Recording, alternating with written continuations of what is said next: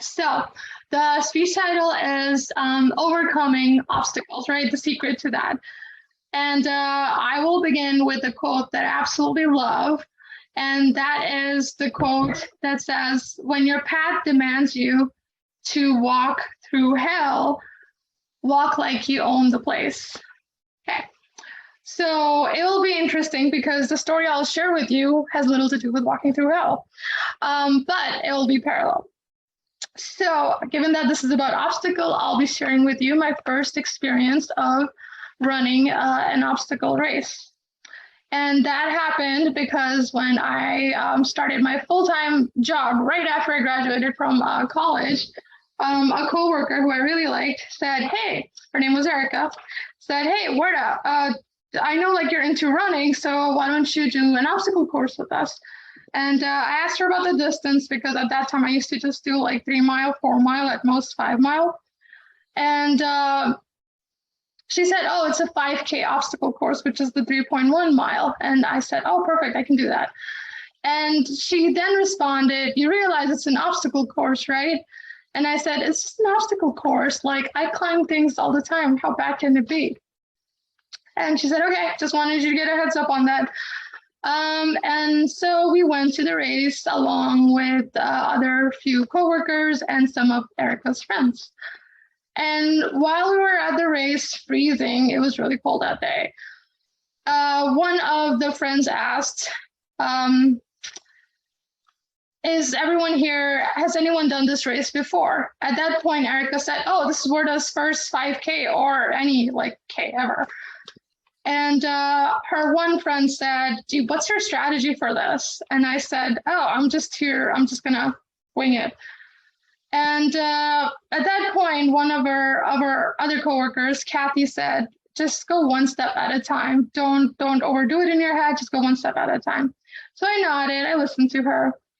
And then Kathy also said, if you get stuck, just yell. We won't be far and we'll come get you. So the same person who had asked me about my strategy then said, it's a zombie race and we have 3 life flags. I don't want to lose my life flags because the zombies will snatch it. So I don't want to die or get infected. And given that I'm really looking forward to getting that alive medal at the end of the race, I don't want to end up dead in terms of the zombie, right?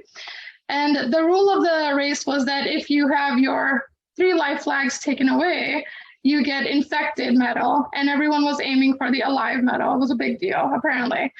It didn't matter to me. I was just there to have fun. So I said, my strategy, and I'm just gonna like close my eyes so I don't see it coming. I just joked about it and we just went with it. The race started. The first obstacle was the cable wires. They were shaped like a dome, so you climb up to the top and then you go down. And as I was looking at it, these were wires. These were literally like those ropey wires. Kathy, who was already almost on the top, said to me, just climb 1 square at a time, Warda, and let me know if you need anything or any help. So I did. And as I was going up, she said, don't look down, or when you're going down, don't look up or down, just focus on each square. So I said, okay. When I got to the top, of course, I'm like, oh, this is really easy. I decided to look down and I was already out of breath and I freaked out. And of course, I had to like gather my bearings and slowly go down again on the other side. And finally, when I reached the ground, I took a deep breath and I said, oh, this was easy. I can do this. And as soon as I turned around, the zombies were waiting. So I forgot the part about the zombie obstacle course, having the zombies on the course. So these zombies were, of course, these were like the paid volunteers that were in the race. And their objective was to grab our life flags that were hanging on us. So I made the beeline. But before I did that, I was standing there frozen for a second. At that point, my friend Erica, who had initially invited me to this race, said, stop questioning your life decisions, just run. So I just started running through them. And And at one point, while I was almost at the end of the zone, one of the zombies grabbed my hand and he was about to grab the flag. And I said, please, please, please, this is my first time. Could you just let me go? And he just smiled and he let me go. So that was the moment I was like, all right, begging, that's going to be my strategy now. So as I was going through this, I went through different obstacles, and begging worked at every obstacle. So we had an obstacle. Immediately after the obstacle, when you're really tired, there was a zombie zone. So it worked through about I think there were 7 obstacles. So the 5 of them I made it through. Then I got to the second last one, which was this 12 feet wall climb. I looked up and I said, oh, I'm just going around it. And the guy who was arriving at the same time must have heard my thoughts or something. He said, just give it a try. And I said, oh, this is my first time. I've never done this. He's like, oh, there's only one way to find out. And before I could look up, he was already gone. So I said, okay, I'm going to try this. So I started one, ring at a time. It was a 12 feet wall climb. And I made it to the top. I didn't look down. I didn't look up. And as I was going to the top of it, I realized that I don't have upper body strength or any body strength for that matter. And to go on the other side of the wall was going to be difficult. So as I was thinking through it, I'm going to the top. I finally made it to the top, and I see the guy standing, or I shouldn't say standing, sitting on the wall, straddling both sides, waiting for me. And he said, I figured you were going to need help at this point. So when I got there, he helped me kind of move to the other side and started going down. He left, and as I was going down the wall, the zombies that were waiting for me, I was so slow, they started cheering me on. So I made it down, and I ran through that zone too, saying, oh, it's my first time, please let me go through. Finally got to the last zone, and that was the mud zone. So I had to go through the mud, and the tricky part was you had zombies there.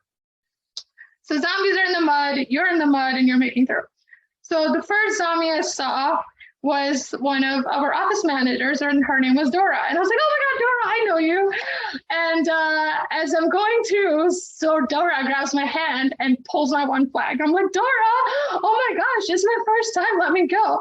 And Dora goes, it's mine too, Warda. And so what she did was she yelled at other zombies and she said, don't let her innocence fool you. So they all grabbed all my flags, and I was infected by at this point. And I made it through, and while I was down and droopy, exhausted, muddy, my one shoe had come off, and I was looking for the finish line and contemplating I should just give up at this point. And as I was thinking that, all of a sudden, my coworkers and other friends that had started, they started cheering me on who had already crossed the finish line. So I took off my other shoe because I had no strength left to run with the muddy shoes, and I made it to the finish line. It was great. It was my first race. It was super emotional. It wasn't a marathon. It was just a 5K. I don't know why it was a big deal, but it was an obstacle course. It was challenging.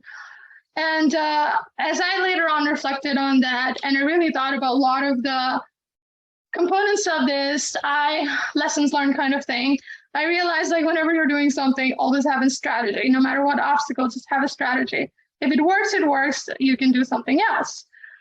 And the second part of that component was you won't know if you can do it until you actually do it. Not try, just actually do it. So you have to do it. And the third thing is that if the help you need or you think you need is truly needed, it will arrive for you. So up until that happens, just keep going. Don't stop.